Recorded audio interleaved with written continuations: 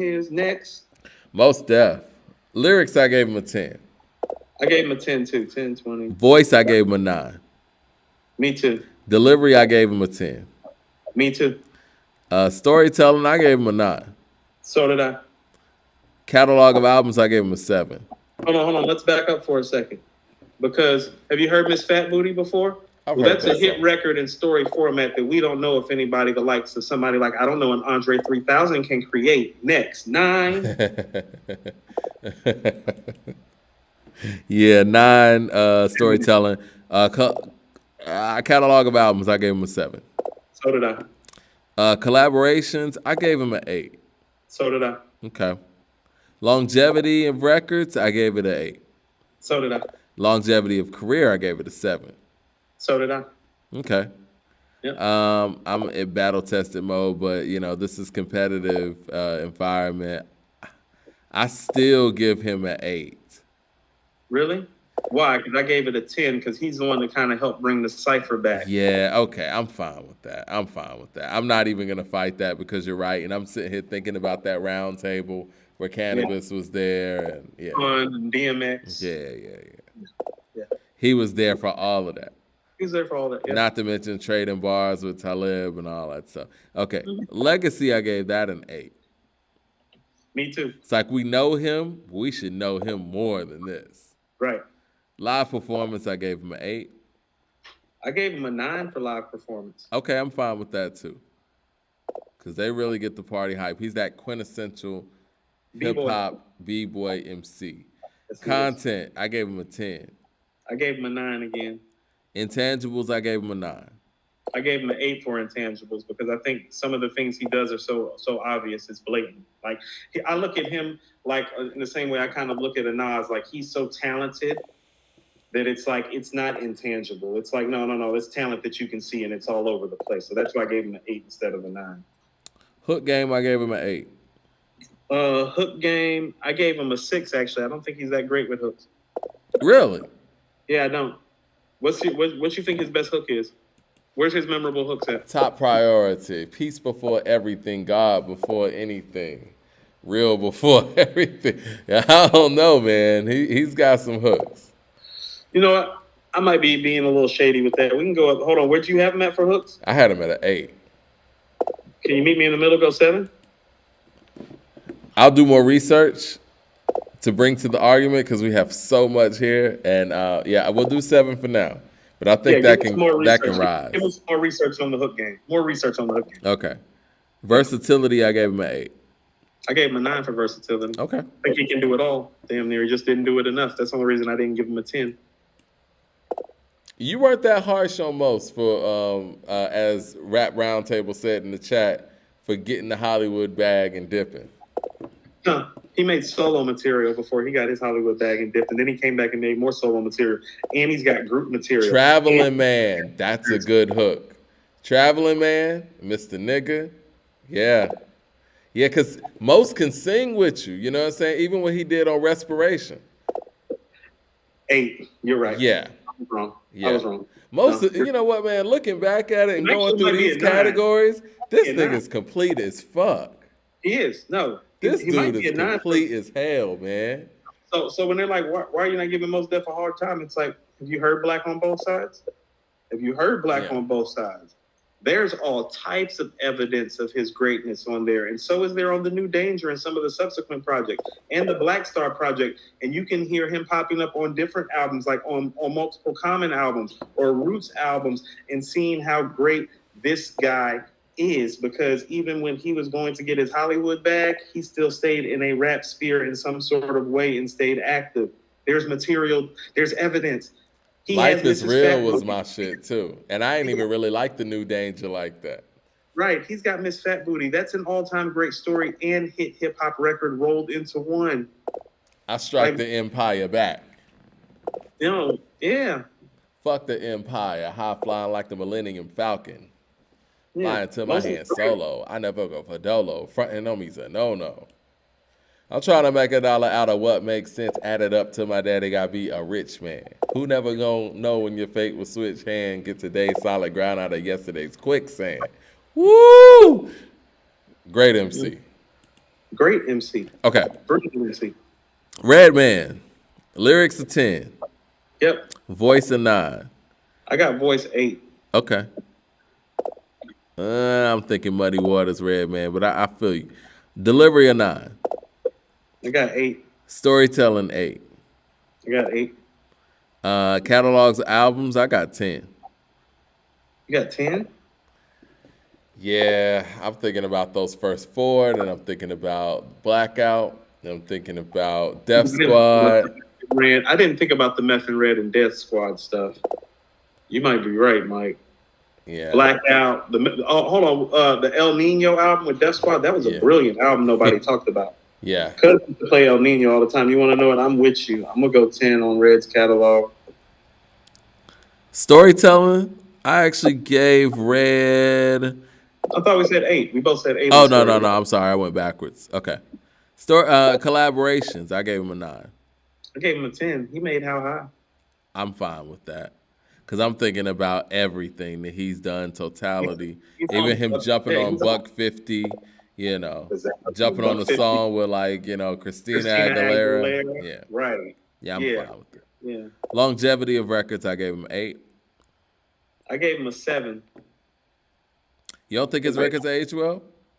I don't think people play his records. That has a lot to do with the longevity. How many times do you hear a Redman joint get played? I'm fine with that.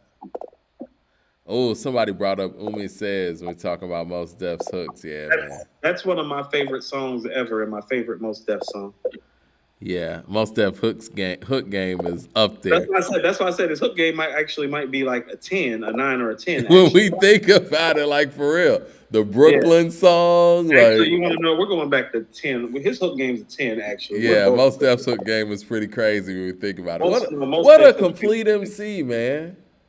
On the low. Very, very sneakily complete. No, it's not on the low. This is a guy who, had he been active and like really been about it, was going to be in a top 10 MC all-time conversation. No.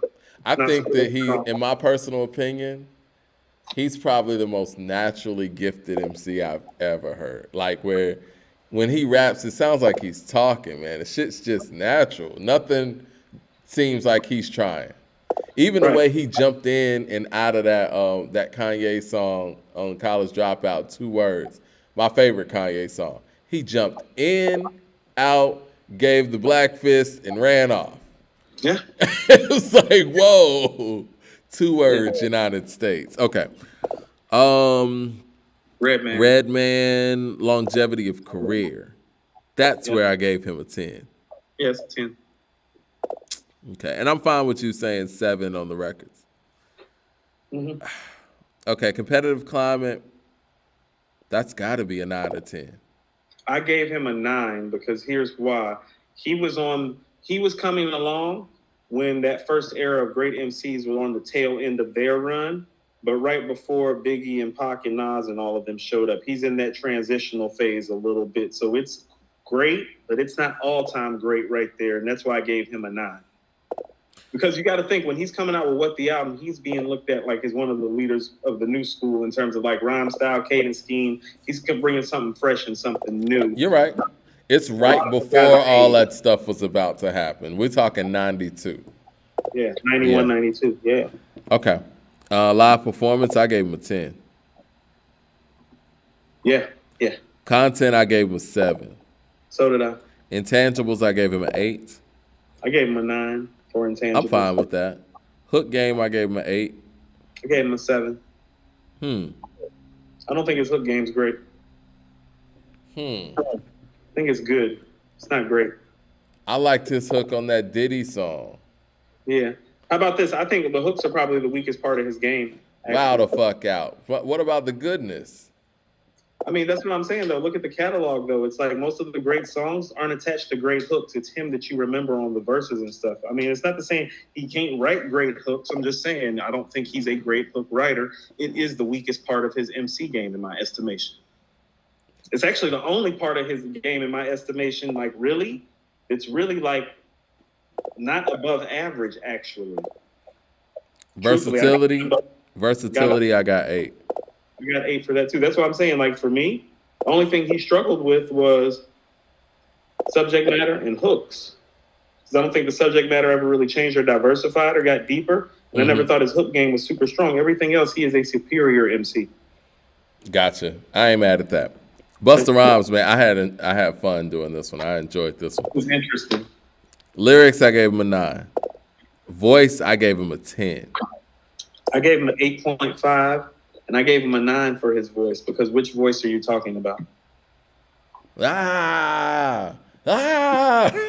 All of the voices are great.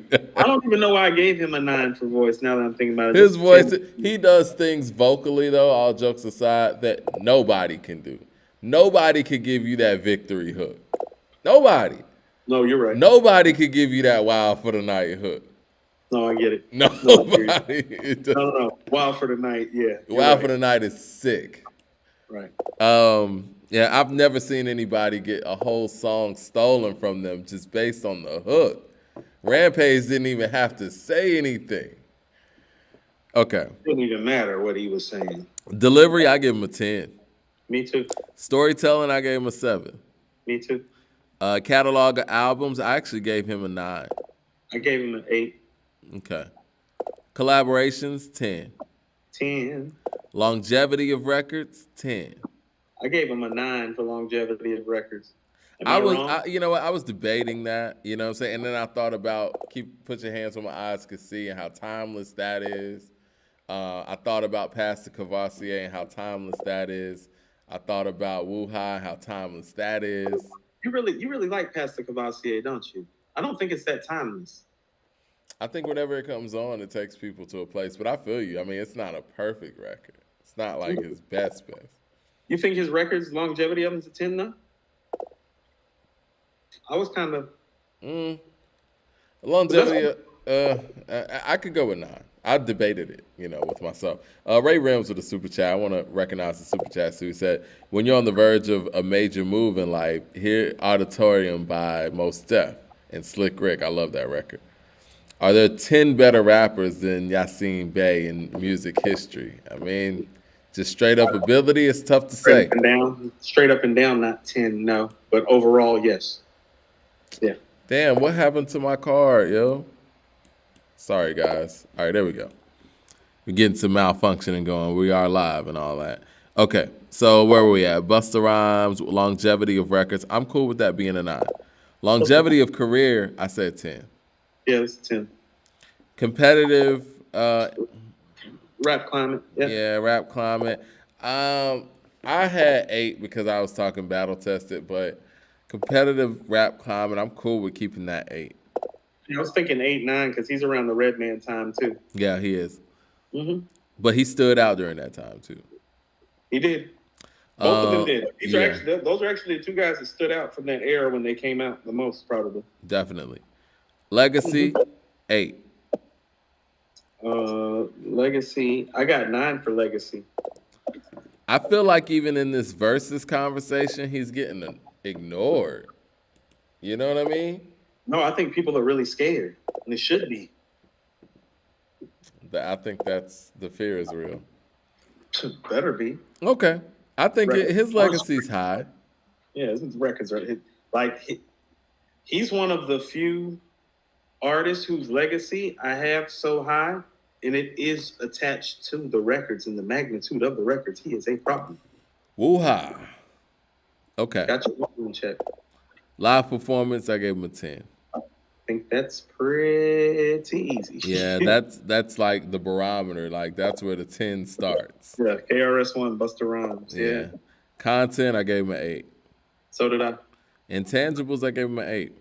I gave him a 10 for Intangibles. I'm fine with that because he can do, like I said, he can do things that others just can't do.